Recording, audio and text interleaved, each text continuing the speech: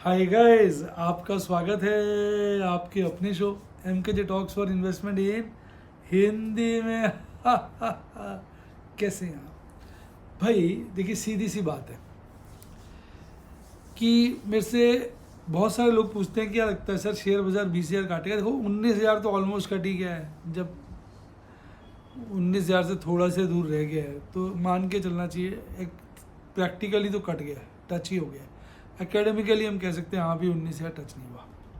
अब 19,000 और 20,000 काटेगा, इसके सपोर्ट में तो कई सारे फैक्टर हैं।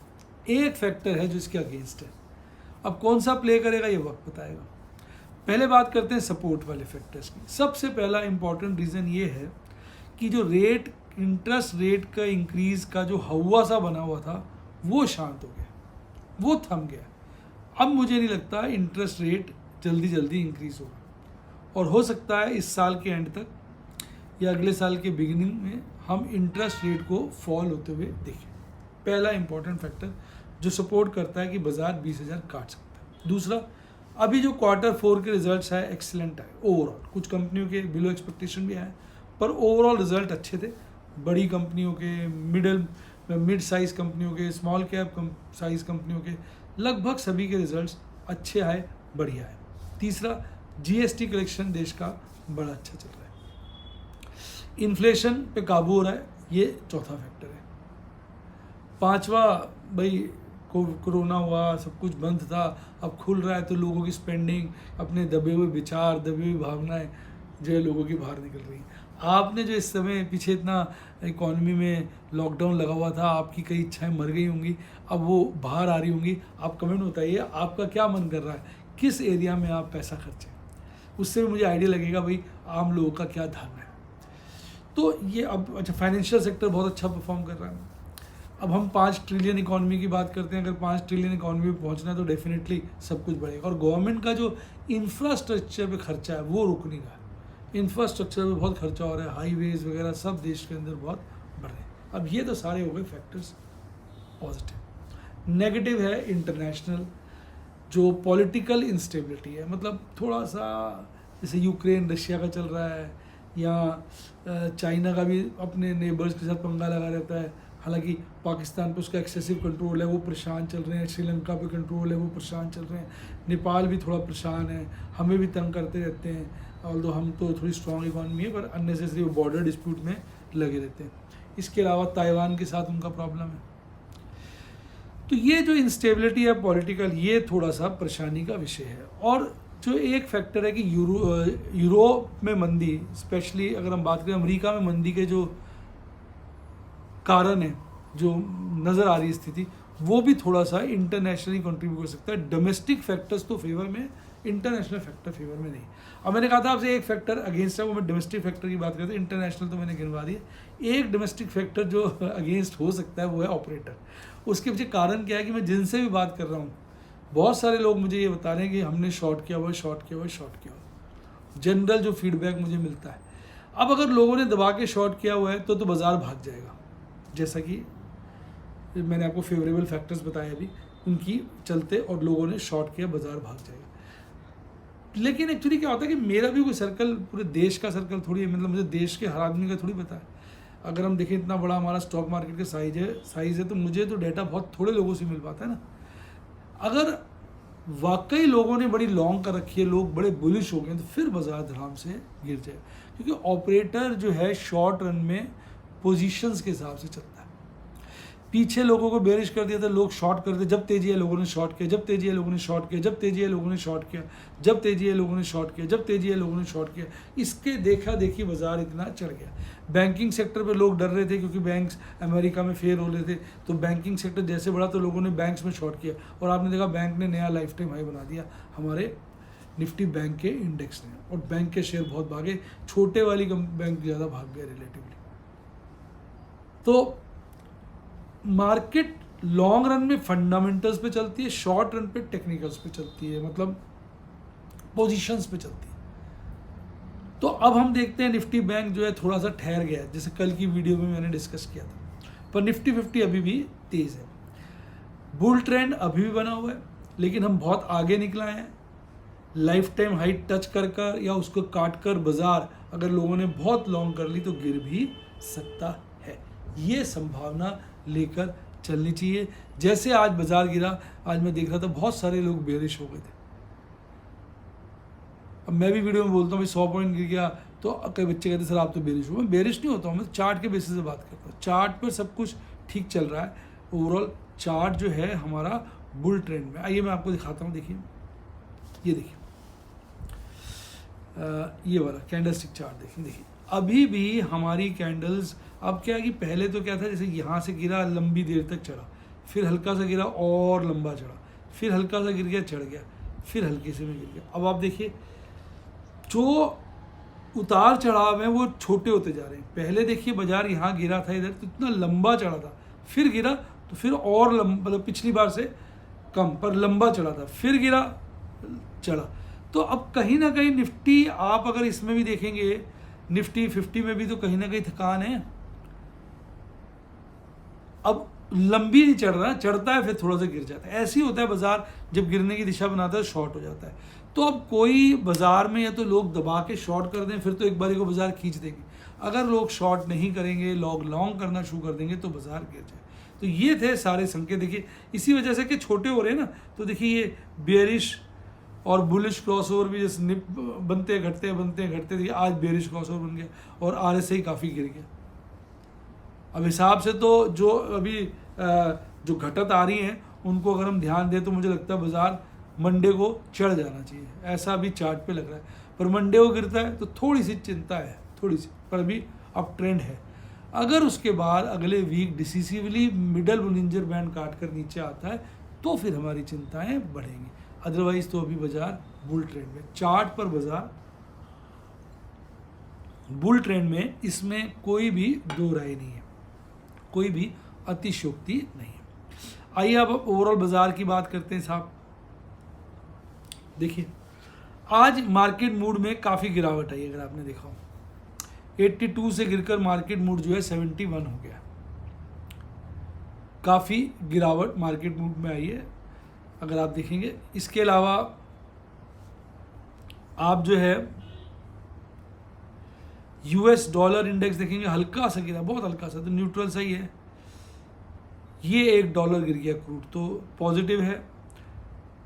USD INR में, INR थोड़ा सा मजबूत हुआ है, US डॉलर हल्का सा कमज़ोर हुआ है, न्यूट्रल रखेंगे। और ये भी हल्का सा कम हुआ है 10 ईयर ट्रेजरी यील्ड, तो ये भी हम न्यूट्रल रखेंगे। अब देखो कल FIs ने कैश सेगमेंट में खरीदारी करके बाकी सेगमेंट में बिकवाली की थी, पर आज उन्होंने कैश क्या, इंडेक्स क्या, स्टॉक क्या, सभी में बिकवाली कर डाली और एक बड़ी बिकवाली 2075 करोड़ की हमारे सामने लाके खड़ी कर दी। इसको काउंटर करने के लिए 1245 करोड़ की DIs ने खरीदारी करी और कुल मिला के कैश सेगमेंट में 936 करोड़ की खरीदारी है। एक इंपॉर्टेंट न्यूज़ मैं और बताता हूँ जो फेवर करती है बुल रन के लिए। मैं पढ़ रहा था कि मई के महीने में टीवी पे देख रहा था, लगभग 57,000 करोड़ से ज़्यादा का पैसा म्यूचुअल फंड में आया है। अगर हमारे FIs कैश एलिमेंट में अगर 2,000 करोड़ की भी डेली बिकवाली करते हैं तो वर्किंग डेज कितने होते हैं महीने के अंदर? 20 के करीब। तो 40,000 करोड़ का वो माल बेचेंगे, उससे ज़्यादा तो म्यूचुअल फंड में आ रहा है, वो पी जाएंगे माल। तो जब तक ये कोई बहुत बड़ी बिकवाली नहीं करते 1 लाख करोड़ की एक महीने के अंदर, इनका इम्पैक्ट FIs का जो है इतना नहीं आएगा, क्योंकि वो हमारे डोमेस्टिक जो म्यूचुअल फंड्स का इन्फ्लो है उसको पी जाएगा। तो ये सब बातें देखते हैं तो लगता है बाजार में बुल ट्रेंड बरकरार है। यानी बुल ट्रेंड के फेवर में बहुत सारे फैक्टर्स हैं। एडवर्स में एक यही है कि अगर लोग उत्तेजित हो गए, उन्होंने बहुत ज़्यादा लॉन्ग कर दी, तो बाजार डेफिनेटली गिरने की तरफ जाएगा। आज भी देखिए आप थोड़ा सा नर्वसनेस तो है भाई। FIs ने तो माल नेट में, मतलब अगर हम बात करें इंस्टीट्यूशनल इन्वेस्टर्स की FIs DIs मिला के, तो नेट में तो 1000 करोड़ के आसपास का माल खरीदा है, लेकिन बाजार तो आज गिरा है 0.38। अगर इन्होंने खरीदा है तो किसने बेचा जिसकी वजह से बाजार गिरा? यानी आज पब्लिक की तरफ से सेलिंग प्रेशर ज़्यादा है। अब पब्लिक अगर सेलिंग प्रेशर कर रही है तो लोग शॉर्ट मार रहे हैं, अगर लोग शॉर्ट मार रहे हैं तो बाजार चढ़ जाएगा। तो ये बातें जो होती है ना, बड़ी दो धारी होती है, इनको समझने के लिए बड़ा हिसाब किताब बनाना पड़ता है। आज देखिए 71 पॉइंट गिरने के बाद FIs की जो इंडेक्स में लॉन्ग है वो 46 हो गई और स्टॉक्स में भी लॉन्ग थोड़ी कम हो गई है, 54.5 के आसपास है। हालांकि ये हाईएस्ट ही है। अगर हम देखेंगे इस जो 2023 में देखेंगे उस मुकाबले वो रिलेटिवली हायर साइड पर ही है। अब बात करते हैं निफ्टी 50 की। तो निफ्टी 50 जो कल बंद हुआ था 18,634 पे था। आज बहुत छोटी सी गैप अप ओपनिंग 21 पॉइंट की करता है। पीक शुरुआती दौर में ही 18,676 का बना लेता है, जो कि लाइफ टाइम हाई से 211 पॉइंट दूर था, 210-11 पॉइंट दूर था। उसके बाद अगर आप ट्रेंड देखते हैं तो आज गिरावट का ही रहा। आखिरी क्षणों में बॉटम बनाया 18,555 का, जस्ट उसके नज़दीक 18,563 पर 71 पॉइंट गिरकर 0.4% की गिरावट के साथ बंद हुआ। आज परफॉर्मर था इंडसइंड बैंक। आज इंडसइंड बैंक बड़ी स्ट्रेंथ देखी मैंने। इवन टाटा पावर भी स्ट्रेंथ में था, आज गिरने का नाम नहीं ले रहा था। मैं इसको पकड़ने के चक्कर में था, एक भी शेयर पकड़ा नहीं गया। मैं चाह रहा था थोड़ा नीचे आ जाए 555 के लिमिट में, पर आया नहीं। फिर पावर ग्रेड, हालांकि नेट में टाटा मोटर में उतनी तेज़ी नहीं थी, पर आज स्ट्रॉन्ग रहा, इतना बाजार गिरा हुआ सिर्फ। एक्सिस बैंक, लार्सन भी काफ़ी अच्छा तेज था। अदानी, अल्ट्राटेक सीमेंट में अच्छी तेज़ी देखने को। गिरावट में सबसे आगे हीरो मोटर कॉर्प 2.25% की गिरावट, आइशर मोटर 2% की गिरावट, HDFC लाइफ 2%, डिवीज लैब 2%, टाटा स्टील 2%। यानी 2% से ऊपर की गिरावट जो है 5 कंपनी में देखने को मिली, और 1.5% से ऊपर की गिरावट 2 और कंपनी आ जाती हैं उसमें, HUL और SBI भी आप जोड़ सकते हैं।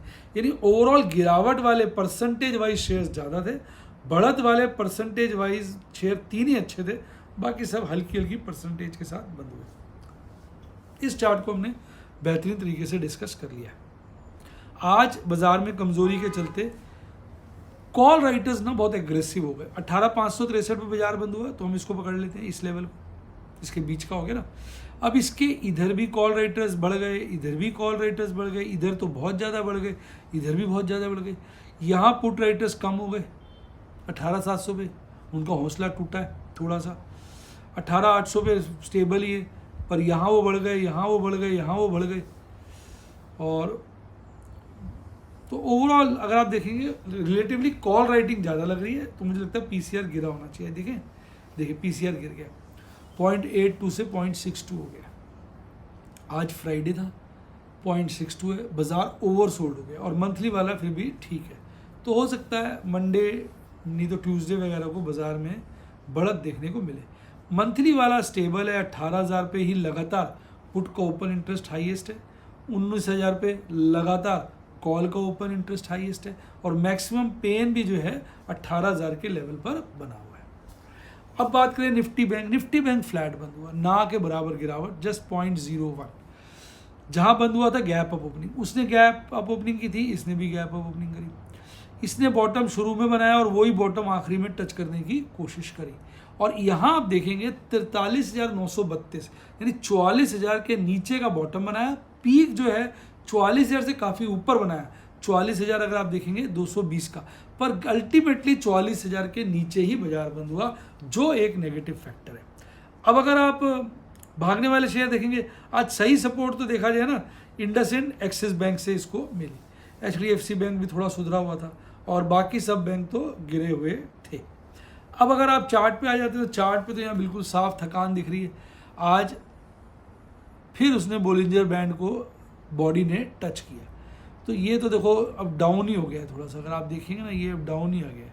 ठीक है, ये बढ़ रहा था, स्टेबल हुआ, अब ये डाउन ही हो गया। देखिए बोलिंजर बैंड बिल्कुल डाउन हो गया, और यहाँ पर भी बोलिंजर बढ़ता जैसे बिल्कुल बंद सा हो रहा है, तो थकान है। अब अगर यहाँ से बाजार चलना है तो लोगों को बुलिश होना पड़ेगा। बाजार में कोई खास पॉजिटिव न्यूज़ आनी चाहिए, लोग मतलब एक बारी को बुलिश हो जाएंगे तो ही बाजार चलेगा। अब या फिर जो रिटेल ट्रेडर हैं वो बहुत ज़्यादा शॉर्ट कर दें तो बाजार चढ़ जाएगा, या तो इन्वेस्टमेंट बाइंग आ जाए कैश सेगमेंट में रिटेलर्स की, या ट्रेडर्स की FNO में शॉर्टिंग आ जाए तो बाजार चढ़ेगा।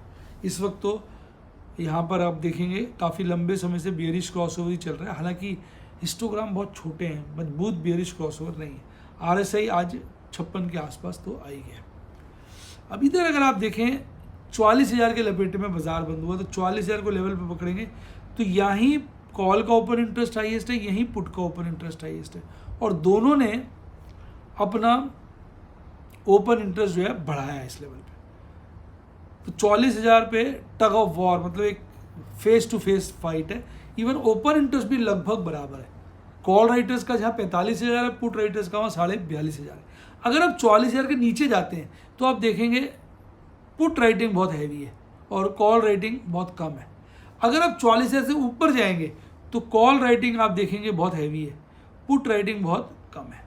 ये क्या निर्देश दे रहा है कि पुट राइटर्स, कॉल राइटर्स अभी टिके हुए हैं 44,000 लेवल पर ही। ना तो पुट राइटर्स बहुत एग्रेसिव हो रहे हैं कि बाजार भागेगा, ना कॉल राइटर्स बहुत एग्रेसिव हो रहे हैं कि बाजार गिरेगा। तो दोनों इस वक्त 44,000 पे कंधे से कंधे, आंख से आंख मिलाकर खड़े हुए, जिसके चलते यहाँ पर आप देखेंगे हल्का सा पीसीआर मजबूत हुआ है, पर 0.68 अपने आप में ओवरसोल्ड पीसीआर है, जो इस तरफ साफ इशारा करता है कि अगले हफ्ते थोड़ी रिकवरी देखने को मिल सकती है। मंथली पीसीआर फिर भी न्यूट्रल से बेटर है। आज बहुत ज़्यादा तो ट्रेड करने का मौका नहीं मिला, प्रॉफिट बुकिंग नहीं करी मैंने आज, क्योंकि मैं थोड़ा सा अच्छे शेयर्स खरीद रहा था। आज मैंने सफायर एमरल्ड के 7 शेयर्स खरीदे, मतलब कैश एंड कैरी में 7 बार मैंने अच्छे शेयर्स जो आज गिरे थे उनको खरीदा। इसमें मेरा रुझान ज़्यादा आज आईटी सेक्टर की तरफ था। मुझे आज मौका नहीं मिल पाया टाटा मोटर पे, उसमें मैं ध्यान लगा रखा था, मिला नहीं। फिर मैं जब देखा बाजार कुछ हो नहीं रहा तो मैं आधा एक घंटा सो भी गया। जब बाजार में कुछ नहीं होता तो मैं सो जाता हूँ, रेस्ट कर लेता हूँ। इससे क्या है, माइंड फ्रेश रहता है, और बार बार स्क्रीन देखने से आदमी गलती करने से भी बचता है। तो ये थी सारी चीज़ें। शेयर बाजार में बेटा एक डिस्क्लेमर दे दूँ, सदा सीखो, टिप मत लो, एडवाइस मत लो। अपना रिस्क एपेटाइट किसी चेक करना चाहते हो क्या है तो किसी फाइनेंशियल एडवाइज़र की हेल्प लो। अदरवाइज कहीं किसी के कहने पर कोई एडवाइस, कोई टिप नहीं लेनी चाहिए। अपनी नॉलेज बढ़ानी चाहिए, अपने रिस्क रिवॉर्ड को समझना चाहिए, अपनी रिस्क टेकिंग एबिलिटी को समझना चाहिए, अपना रिस्क प्रोफाइल लिंक करवानी चाहिए, अपना रिस्क एपेटाइट देखना चाहिए। उसके हिसाब से जब आप सीख जाते हैं, समझ जाते हैं, तब ट्रेड करना चाहिए। और अगर आप शेयर मार्केट के बारे में जानना चाहते हैं, स्ट्रेटजीज़ को समझना चाहते हैं, देखना चाहते हैं, नॉलेज प्राप्त करना चाहते हैं, तो आप हमारे स्टूडेंट बन सकते हैं। हम प्योर आपको नॉलेज पे जोर देते हैं, एजुकेशन पे जोर देते हैं। हमारा कोई इरादा आपको टिप या एडवाइस देने का नहीं होता। आप हमारे व्हाट्सएप के स्टूडेंट बन सकते हैं, जहाँ पे ढेरों वीडियोस मिलेंगी, आपको इलस्ट्रेशंस मिलेंगी, जिससे आप अपने ज्ञान को बढ़ा सकते हैं। या यूट्यूब के स्टूडेंट बन सकते हैं।